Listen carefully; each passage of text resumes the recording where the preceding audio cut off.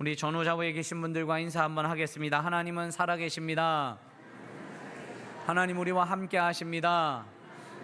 하나님 나에게 말씀하십니다. 아멘. 여러분, 우리 하나님 살아계시고 우리와 함께 하셔서 오늘도 우리에게 말씀하여 주실 줄 믿습니다. 우리 하나님 말씀하실 때 하나님 나라의 군사, 하나님 나라의 군사라는 제목으로 하나님 말씀을 나누려고 합니다. 고대 전쟁에는 병사의 숫자가 너무 중요했습니다. 어느 쪽 병사가 많느냐에 따라서 이미 승패가 정해져 있다라고도 생각할 수 있었습니다. 그래서 사람들은 항상 그 군사가 얼마나 많은가, 그 숫자에 관심이 참 많았습니다. 그런데 성경은 지금 전혀 다른 길을 우리에게 알려주고 있습니다. 여러분, 오늘 본문에 미디안 연합군이 오늘 7장 넘어서 8장에 알려주는 숫자는 13만 5천 명입니다. 13만 5천 명 대 하나님이 군사를 줄이셔서 300명 이스라엘 군사와 전쟁하게 하셨습니다. 언뜻 사람의 계산으로 보면 전쟁이 아니라 이 300명은 자살행위와 같은 모습을 우리에게 느끼게 합니다.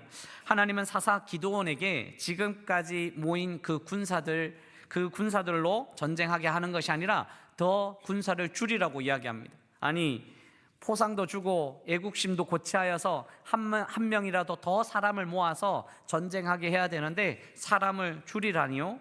하나님께서 군사를 줄이게 하신 이유가 무엇인가? 오늘 사사기 7장 2절에 이렇게 우리에게 알려주는데요. 여호와께서 기드온에게 이르시되 너를 따르는 백성이 너무 많은즉 내가 그들의 손에 미디안 사람을 넘겨주지 아니하리니 이는 이스라엘이 나를 거슬러 스스로 자랑하기를 내 손이 나를 구원하였다 할까 함이니라. 그 많은 백성들이 자기들이 승리한 것 알면 자신들이 했다고 이야기하니까 하나님은 군사를 줄이기 시작합니다. 이렇게 이야기할 게 뻔한 사실이죠. 사람들은 자신이 이길 것 같으면, 자신이 할 수 있을 것 같으면 자신이 했다고 이야기합니다. 그런데 우리 앞에 놓여있는 그 불가능한 일들이 이루어지면 하나님이 하셨다라고 고백할 수 있습니다. 그래서 하나님은 자신의 힘으로 자신들의 숫자로 싸워가는 군대를 찾으시는 것이 아니라 하나님의 힘으로 하나님의 뜻으로 하는 싸움하는 하나님의 군사를 찾고 계시다는 사실을 우리는 기억해야 됩니다. 그래서 우리는 하나님이 찾으시는 군사가 되어야 됩니다. 세상 사람들, 세상의 힘으로, 세상의 능력으로 싸워가는 그런 군사가 아니라 하나님이 찾으시는, 하나님의 힘으로 나아가는 하나님의 군사가 되어야 하는 거죠. 자, 그렇다면 하나님이 찾으시는 하나님 나라에 합당한 군사는 어떤 사람일까요? 하나님이 찾으시는 하나님 군사는 어떤 사람일까요? 첫 번째는요, 두려움에 지배되지 않는 사람입니다. 따라해 볼까요? 두려움에 지배되지 않는 사람입니다. 여러분, 설교 시작한 지 2분도 안 됐는데 눈을 감고 계시면 안 됩니다. 웃자고 하는 소리입니다. 예. 뭐라고요? 두려움에 지배되지 않는 사람. 네, 눈을 크게 뜨시고 두려움에 지배되지 않는 사람. 여러분, 오늘 3절 말씀 같이 하나님 말씀을 읽어보겠습니다. 이제 너는 백성의 귀에 외쳐 이르기를 누구든지 두려워 떠는 자는 길르앗산을 떠나 돌아가라 하라 하시니 이에 돌아간 백성이 22,000명이요 남은 자가 10,000명이었더라. 네, 처음에는 32,000명이 모였습니다. 그런데 두려워하는 자가 몇 명이었습니까? 22,000명. 22,000명 두려워하니까 떠나가라, 돌아가라 라고 말씀하십니다. 여러분, 한 명이라도 더 세워야 되는데 22,000명을 보냈습니다. 하나님이 두려워 떠난 자 왜 돌아가라고 하셨냐 하면요, 이미 하나님은 알고 계셨습니다. 모세에게 이미 말씀해 주셨고 율법에 기록되어 있습니다. 이스라엘 백성들은 알고 있었는데 교육을 하지 않으니 몰랐던 거예요. 두려워 떠는 자 돌아가라. 신명기 20장 8절 말씀에 여러분 같이 한번 읽습니다. 책임자들은 또 백성에게 말하여 이르기를 두려워서 마음이 허약한 자가 있느냐? 그는 집으로 돌아갈지니 그의 형제들의 마음도 그의 마음과 같이 낙심될까 하노라 하고. 왜 두려워 떠는 자 돌아가라고 하냐면 두려운 마음이 전염성이 있기 때문입니다. 그 전염성이 너무 강합니다. 무섭다고 두렵다고 걱정하기 시작하면요, 그 공동체는 무너지게 되어 있습니다. 그래서 하나님은 두려운 마음에 지배되지 않기를 바라셨습니다. 사실 이 두려운 마음에 지배되니까요, 그 공동체가 한꺼번에 무너진 것, 이 출애굽하는 과정에서 이 가나안의 정탐꾼을 보낸 12명의 정탐꾼 이야기를 우리에게 알려주고 있습니다. 12명의 정탐꾼이 가나안 땅에 들어가서 모든 정탐을 하고 돌아왔을 적에 2명의 정탐꾼 외에 이 10명의 정탐꾼이 부정적으로 두려워서 걱정하면서 그 땅은 거인족이 있으니까 두렵다고 그런 이야기를, 부정적인 이야기를 합니다. 여러분, 10명의 부정적인 이야기가 60만 장정이 한꺼번에 넘어지는 거예요. 그냥 다 두려워지게 되는 거예요. 하나님이 이 두려워하는 백성들의 이 전염성을 다 알게 되는 거죠. 그렇게 다 무너졌더니 광야에서 여호수아와 갈렙만 빼고 이 60만 장정이 한 명도 가나안 땅에 들어가지 못하는 그 공동체를 만들게 되었다는 거죠. 그래서 두려워 떠는 자, 이 두려움은 전염성이 있어서 그 공동체가 무너지는 것을 우리에게 잘 알고 있습니다. 여러분, 두려운 마음은 하나님 주신 마음이 아닙니다. 사랑하는 성도 여러분, 우리의 마음에는 하나님이 주신 마음이 두려운 마음이 아니라는 것을 꼭 기억해야 됩니다. 두렵고 떨리는 마음이 있습니까? 걱정하는 마음이 있습니까? 이 두려운 마음은 하나님 주시지 않았다고 이야기합니다. 여러분, 디모데후서 1장 7절 말씀 같이 읽어볼까요? 읽습니다. 하나님이 우리에게 주신 것은 두려워하는 마음이 아니요 오직 능력과 사랑과 절제하는 마음이니. 아멘. 두려워하는 마음, 하나님이 주신 마음이 아니라는 거예요. 하나님이 주시지 않았다면 누가 주었을까요? 사단이 준 거 아닙니까? 우리의 두려운 마음은 우리의 나약한 마음 아닙니까? 두렵고 떨리는 마음은요, 두려운 마음은요, 나약한 마음이고 사단이 준 마음이라는 거예요. 흔들리지 마십시오. 두려워하지 마십시오. 어떤 상황에서도 두려워하지 말고 한 걸음 한 걸음 믿음으로 승리하시기를 주님의 이름으로 축원합니다. 우리 하나님은요, 능력과 사랑과 절제하는 마음을 주셨답니다. 하나님을 이해하고 하나님을 알면, 하나님을 붙들면 하나님의 능력과 하나님의 사랑과 하나님의 절제하는 마음이 충만해진다는 거예요. 오늘 여러 문제 앞에, 세상의 걱정 앞에, 가정의 여러 삶의 문제 앞에, 또 한 걸음 한 걸음 나아가야 될 그 문제 앞에 두려운 마음이 아니라 우리 주님의 능력으로 살아가시기를 주님의 이름으로 축원합니다. 그래서 하나님의 군사는요, 두려운 마음에 흔들리지 않는 사람입니다. 두려움을 잘 절제해 나가야 됩니다. 자, 두 번째로요, 하나님이 찾으시는 하나님의 군사는요, 하나님의 백성의 정체성을 가진 사람입니다. 사랑하는 성도 여러분, 하나님의 백성의 정체성을 갖기를 주님의 이름으로 축원합니다. 나는 하나님의 백성이야. 우리는 하나님의 백성입니다. 여러분, 오늘 4절 말씀해 보십시오. 이제 하나님께서는 32,000명을 더 줄여가면서 하나님의 군사를 지금 모으고 계십니다. 그런데 하나님이 시험하신다고 이야기하세요. 여러분, 4절 말씀해 보면 여호와께서 또 기드온에게 이르시되 백성이 아직도 많으니 그들을 인도하여 물가로 내려가라. 거기서 내가 너희를 위하여 그들을 시험하리라. 하나님 시험하신대요. 하나님 백성의 정체성을 가지고 있는지 이제 시험하는 거예요. 5절 말씀해 보십시오. 여러분, 같이 5절 읽습니다. 시작. 이에 백성을 인도하여 물가에 내려가매 여호와께서 기드온에게 이르시되 누구든지 개가 핥는 것 같이 혀로 물을 핥는 자들을 너는 따로 세우고 또 누구든지 무릎을 꿇고 마시는 자들도 그와 같이 하라 하시더니, 혀로 물 마시는 자와 또 무릎 꿇고 마시는 자 따로 세우라는 거예요. 잘 그려지지 아니하면 6절에 다시 한번 더 설명을 합니다. 여러분, 다시 같이 읽습니다. 손으로 움켜, 6절 읽습니다. 6절입니다. 시작.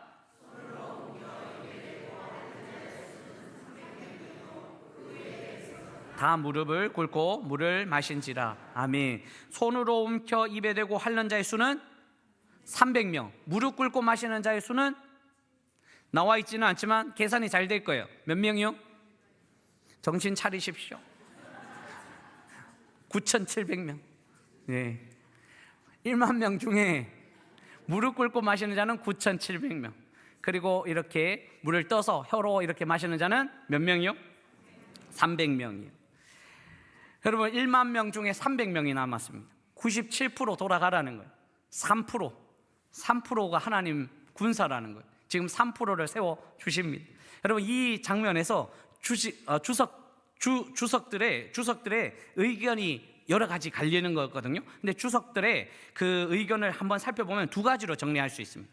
하나는요, 전쟁에 적합한 자와 적합하지 않는 자의 정체성이, 전쟁에 적합한 자. 여러분, 이렇게 물을 떠서 마시면 경계를 설 수 있는 거예요. 지금 전쟁이잖아요. 누가 적군들이 어디 있는지 살펴보는 거죠. 머리를 푹 숙이고 마시는 자들은 뭐예요? 적군 생각하지 않는 거예요. 그냥 마시는 거예요. 그러니까 이 군사로 적합한가, 군사로 정체성을 가지고 있는 자는 300명이라는 거죠. 이렇게 주석서에 또 하나 설명하고요.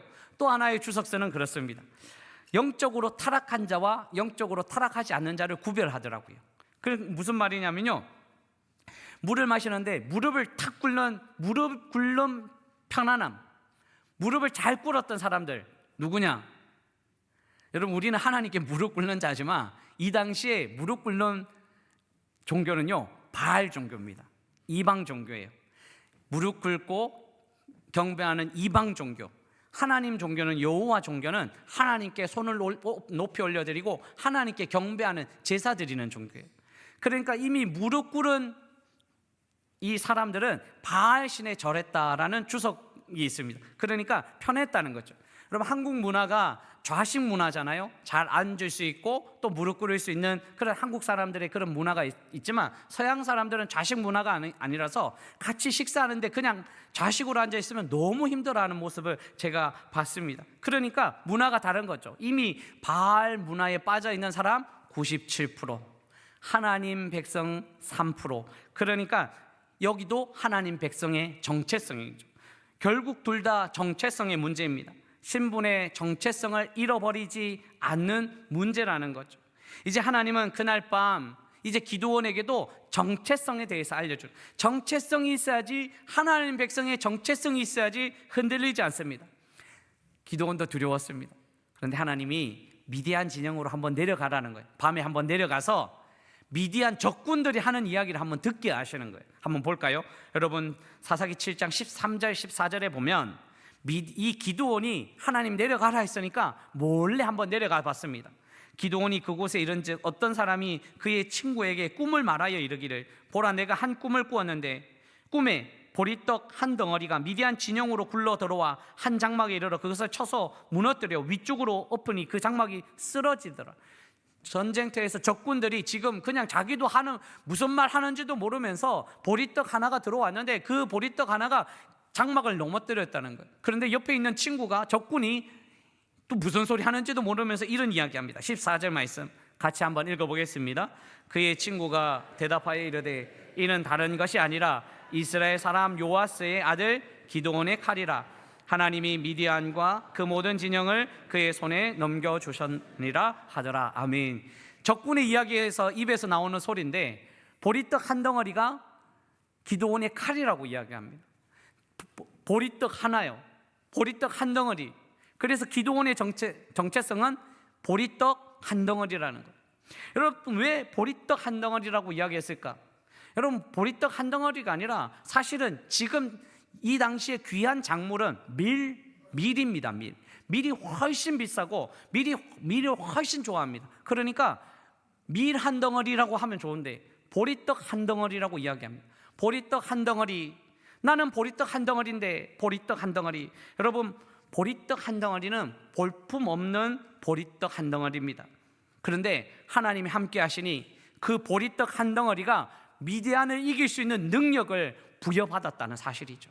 그래서 정체성이 중요해요. 나는 보리떡이지만 하나님이 함께 하시면 하나님의 능력으로 일어날 수 있다는 사실이죠. 여러분, 예수님도 우리에게 알려주셨습니다. 보리떡 같은 존재예요. 여러분, 예수님이 공생의 기간에 벳세다 들녘에서 오병이어로 5,000명을 먹이신 사건이 있습니다. 그때 그 어린아이가 가졌던 그 도시락에 보리떡 5개와 물고기 2마리예요. 보리떡 5개요. 정말 흔한 음식입니다. 아이가 가진 음식입니다. 그런데 그 보리떡 5개라도 하나님이 축사하시면, 예수님이 축사하시면 5,000명을 먹이고 12강조리가 남았다는 사실. 여러분, 이것은요, 우리가 어떤 정체성을 가지고 살아가야 되는지 잘 알려줍니다. 문제는 보리떡이 문제가 아니라 보리떡이라도 두려워하지 않고 보리떡이라도 하나님 백성의 정체성을 알고 있으면 능력의 삶을 살고 있는데 이 정체성을 잊어버린 것이 문제예요. 우리가 보리떡인 것이 문제가 아니라 우리가 하나님의 백성의 정체성을 잃어버린 것이 문제가 되는 거죠. 나는 왜 보리떡 같은 인생이냐? 나는 왜 이렇게 물려받은 것이 하나도 없이 무능한 삶을 살고 있느냐? 나는 왜 이렇게 연약하냐? 왜 이렇게 나의 환경은 이런 일들이 많은가? 자신의 무능함만 탓하는 것이 아니라 하나님의 군사로서의 정체성을 알고 있어야 되는 거죠. 정말 중요한 것은 보리떡이지만 하나님이 역사하시면, 하나님이 만져주시면, 하나님이 일하게 하시면 놀라운 하나님의 은혜를 감당할 수 있다는 사실을 믿으시기를 주님의 이름으로 축원합니다. 숫자만 세면 안 됩니다. 세상만 보면 안 됩니다. 하나님의 백성의 정체성을 가지고 살아가야 되는 거죠. 자, 그렇다면 하나님이 찾으시는 군사는 두려워하지 않는 자, 그리고 하나님 백성의 정체성을 가진 자입니다. 사랑하는 성도 여러분, 저와 여러분들을 하나님의 군사로 불러주신 줄 믿습니다. 두려워하지 마십시오. 하나님의 백성의 정체성을 갖고 살아가시기를 주님의 이름으로 축원합니다. 자, 그렇다면 하나님께서 그의 군사들에게 이제 어떤 무기를 주셨는지 살펴보십시오. 하나님이 어떤 무기를 주셨는가?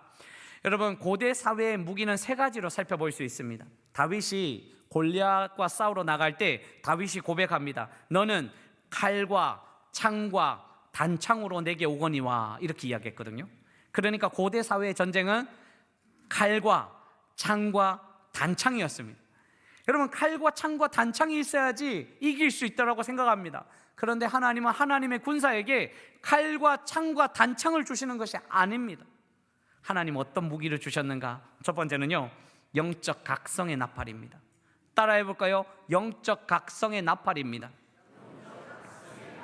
너무 중요한 이야기죠. 한번 볼까요? 사사기 7장 16절에 300명을 세대로 나누어 각 손에 나팔과 빈 항아리를 들리고 항아리 안에는 횃불을 감추고 그들에게 이르되 너희는 나만 보고 내가 하는 대로 하되 내가 그 진영 근처에 이르러서 내가 하는 대로 너희도 그리하여. 이제 그 무기 가지고 나아갑니다. 18절 같이 하나님 말씀 읽어보겠습니다. 나와 나를 따르는 자가 다 나팔을 불거든 너희도 모든 진영 주위에서 나팔을 불며 이르기를 여호와를 위하라 기돈을 위하라 하라 하니라. 아멘. 이스라엘 백성들 이 나팔에 대해서 매우 중요한 의미를 가지고 있는 것 잘 알고 있습니다. 대적을 치러 나갈 때, 절기를 지킬 때, 속죄일을 선포할 때 등등 이 하나님의 명령, 나팔을 불면 이스라엘 백성들은 하나님의 뜻이 있다는 사실을 알게 되는 거죠. 나팔 소리에 귀를 기울이면서 살아갔습니다. 민수기 10장 9절에도 또 너희 땅에서 너희가 자기를 압박하는 대적을 치러 나갈 때는 나팔을 크게 불지니 그리하면 너희 하나님 여호와가 너희를 기억하고 너희를 너희 대적에서 구원하시리라. 나팔을 크게 불면, 나팔 소리가 불리면 하나님이 역사하여 주신다는 사실을 알게 되는 거죠. 나팔은 하나님을 기억하는 신호였습니다. 이스라엘 백성들은 나팔 소리가 들리면 하나님이 역사하는 소리를 알고 있었죠. 그런데 점점 이스라엘 백성들은 나팔 소리에 관심이 없어집니다. 가나안 땅에 사니까, 가나안 땅에 살아가다 보니 나팔보다는 세상의 방법이 더 중요하다고 생각했습니다.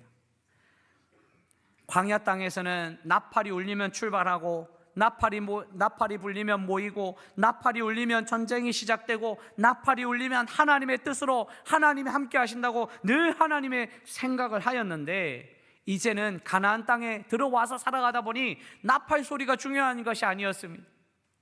가나안 땅에서는 가나안 땅의 방식들이 더 중요해 보였습니다. 세상의 방식들이 더 중요하게 보였던 거죠. 풍성함에 빠져서 나팔 소리를 잊어버리게 된 거죠. 그래서 이 전쟁터에서 하나님은 나팔을 불게 하셨습니다. 이 나팔 소리가 영적 각성의 나팔이라는 거예요. 나팔 소리가 들리면서 하나님께서 다시 깨우신다는 사실이죠. 여러분, 우리 신앙에도 나팔 소리가 있어야 됩니다. 그런데 어느 순간에 예배는 드리지만 감격을 잃고 예배 드릴 때가 있지 않습니까? 기도는 하는데 간절함을 잃어버리고 기도할 때가 있지 않습니까? 말씀은 듣지만 변화는 망설일 때가 있지 않습니까? 왜 그럴까요? 세상에 빠져서 세상의 소리에 더 귀를 기울이다 보니까 하나님의 영적 각성의 나팔 소리는 듣지 않습니다. 말씀을 통해서 하나님 다시 나팔을 불게 하시는데, 들리게 하시는데, 기도를 통해서도 삶의 자리에서도 영적 나팔 소리가 들려야지 이 나팔 소리로 하나님과 함께 하는데, 이 나팔 소리에 귀를 기울이지 않을 때가 얼마나 많이 있으십니까? 저는 어제 지난주에 우리 성도들과 함께 일본 성지순례를 다녀왔습니다. 순교자들의 자리가 얼마나 귀한지, 얼마나 우리에게 들려오는 소식들이 많은지 26명의 순교 자리에 갔었습니다. 근데 그 26명의 순교자가 그냥 그 자리에서 한 번에 다 죽은 것이 아니라 800km 떨어진 곳에서 800km를 걷게 하는 거예요. 왼쪽 길을 자르고 예수님을 믿지 않겠다고만 하면 놓아준다, 해방시켜주는 거예요. 그런데 그 안에 예수님을 믿겠다고 배교하지 않고 800km를 걸어갔어요. 800km를 걷는 그 자리에서 우리 성지순례팀들 그리고 청년 성지순례팀들 질문이 하나 있었습니다. 그렇게 예수님을 믿겠다는 사람들 하나님 왜 도와주시지 않으시는가? 하나님 왜 침묵하시는가에 대한 질문을 계속 가지고 있었습니다.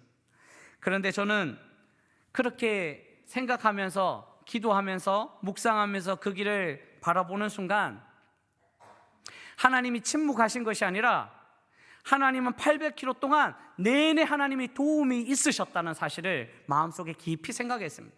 왜냐하면 800km는 사람이 걸을 수 있는 거리가 아닙니다.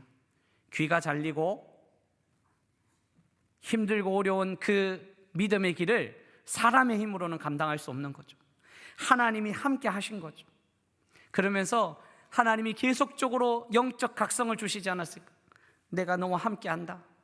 내가 너와 함께 한다. 하나님의 힘으로 걸었던 그 순교자들의 그 걸음들이요. 사랑하는 성도 여러분, 우리의 삶의 자리도 영적 나팔 소리를 계속 들을 수 있어야 됩니다. 하나님은 영적 나팔 소리를 우리에게 주셨습니다. 말씀을 통해서도 기도를 통해서도 사람을 통해서도 이 영적 나팔 소리가 계속 울리면서 하나님은 우리와 함께 하신다. 하나님이 역사하여 주신다. 하나님이 대신 싸워 주신다. 하나님이 함께 하신다는 이 영적 나팔 소리를 들어야지 우리는 이 큰 무기를 가지고 삶의 자리에서 승리할 수 있다는 사실을 기억하시기를 주님의 이름으로 축원합니다. 여러분, 이 영적 나팔의 무기를 잃어버리지 마십시오. 항상 주님께서 주신, 하나님께서 주신 이 영적 각성의 나팔을 날마다 기억하여 이 좋은 무기, 강력한 무기를 가지고 승리의 삶을 살아가시기를 주님의 이름으로 축원합니다. 또 하나요, 하나님의 군사에게 주는 무기는 영적 나팔과 함께요, 또 하나는 드러나야 할 횃불입니다. 횃불이 드러나야 됩니다. 자, 이제 보십시오. 16절에 300명을 세대로 나누어 각 손에 나팔과 빈 항아리를 들고 항아리 안에는 횃불을 감추게 하고, 횃불이 항아리 안에 감춰져 있습니다. 그런데 이 횃불이 항아리 안에만 있지 않습니다. 이기려면 항아리 밖으로 이제 항아리는 깨트려져야 되고 횃불이 나와야 됩니다. 여러분, 19절 말씀 같이 한번 읽어보겠습니다. 기드온과 그와 함께한 100명이 이경초에 진영 근처에 이르는즉 바로 파수꾼들을 교대한 때라. 그들이 나팔을 불며 손에 가졌던 항아리를 부수니라. 아멘. 항아리가 깨질 때 횃불이 드러납니다. 그런데 횃불, 이 빛은 누구일까요? 신약 성서에 나오는 빛은 예수 그리스도라고 해석할 수 있습니다. 빛이신 예수님이 드러나야지 승리할 수 있습니다. 예수님이 이렇게 말씀하셨습니다. 요한복음 8장 12절 같이 읽어보겠습니다. 예수께서 또 말씀하여 이르시되 나는 세상의 빛이니 나를 따르는 자는 어둠에 다니지 아니하고 생명의 빛을 얻으리라. 예수님이 빛이라고 말씀하셨습니다. 빛이신 예수님이 드러나야 됩니다. 그런데 항아리는 누구일까요? 항아리는 진흙으로 만들어졌습니다. 하나님은 세상을 창조하실 때 흙으로 사람을 빚으셨다라고 이야기합니다.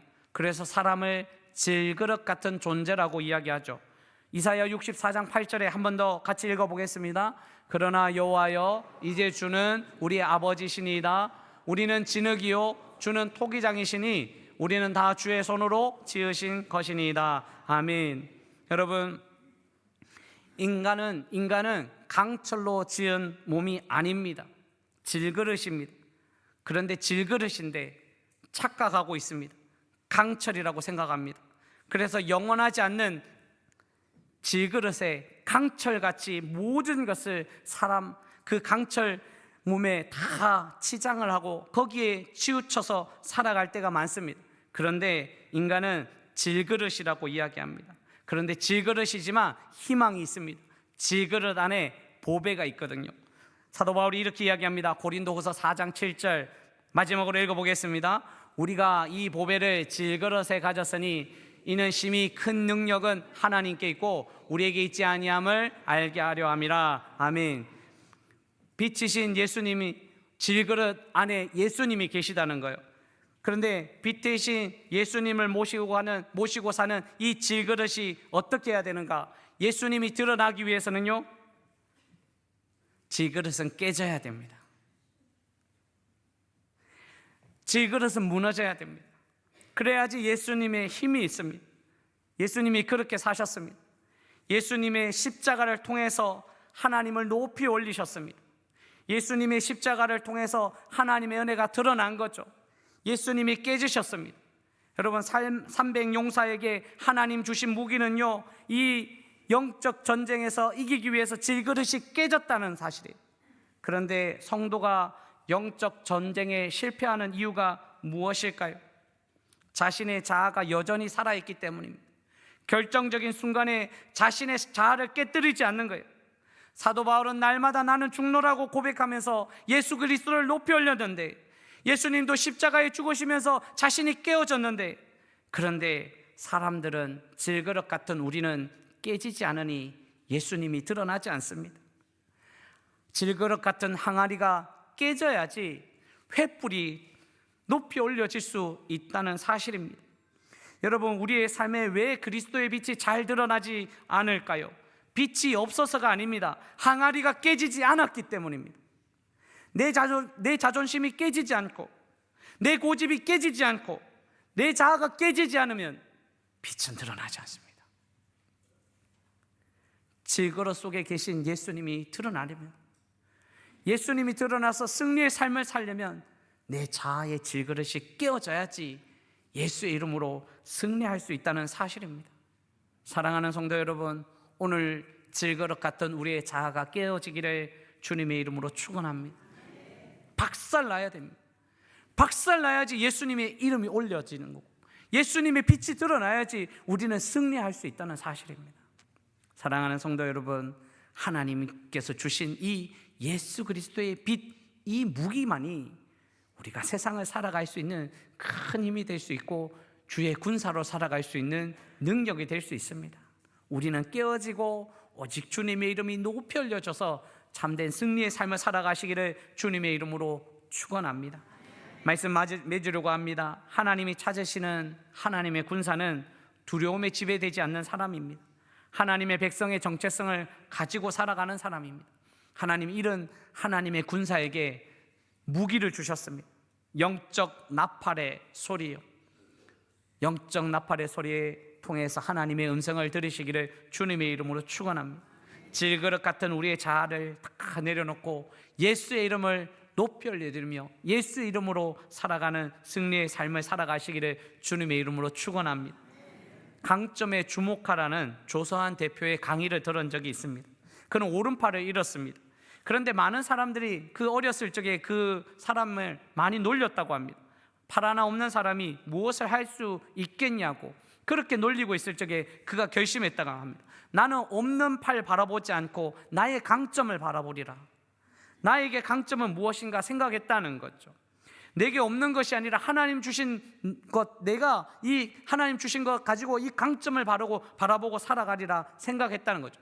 그렇게 생각해 보니까 자신 안에는 아이디어가 있고 생각이 있고 그런 마음이 있었다는 거죠. 강점이 있었다는 거예요.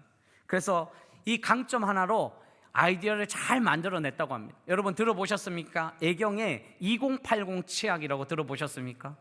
애경 그때 당시로는 정말 하위에 있는 그 치약 이름인데요. 근데 2080이라는 이름으로 마케팅을 시작했습니다. 20개의 이빨을 80세까지 마케팅이에요. 이렇게 마케팅을 했을 때 단번에 1등으로 올라갔다는 거예요. 네? 뭐라고요? 20개의 치아를 80세까지 하십시오. 가져가십시오. 그런데 이런 이야기를 하더라고요. 마지막에 그가 하는 이야기가 약점을 고치면 평균이 되지만 강점을 키우면 최고가 됩니다. 이런 이야기를 하더라고요. 약점을 고치면 평균밖에 될 수 없지만 강점을 키우면 최고가 된다. 강점을 주목하라는 거예요. 여러분 믿음의 사람들, 하나님의 군사에게 주어진 강점은 무엇인가? 여러분 우리에게 주어진 강점은요 세상의 것이 아닙니다. 우리에게 주신 강점, 우리가 바라봐야 될 그 강점, 하나님 주신 우리의 무기는 영적 각성의 나팔이에요. 순간순간 하나님이 나팔 소리를 들려주세요. 말씀으로, 기도로, 삶의 자리에서 하나님의 음성이 들려지는 거죠. 하나님의 음성에 귀 기울이시기를 주님의 이름으로 축원합니다. 무엇보다 가장 큰 무기 예수님의 이름을 주셨습니다. 예수의 이름을 부여잡고 살아가면 우리는 또 쓰러지지 않고 넘어지지 않고 주의 길을 걸어갈 수 있습니다. 사랑하는 성도 여러분, 하나님께서 주신 이 귀한 무기로 승리의 삶을 살아가시기를 주님의 이름으로 축원합니다.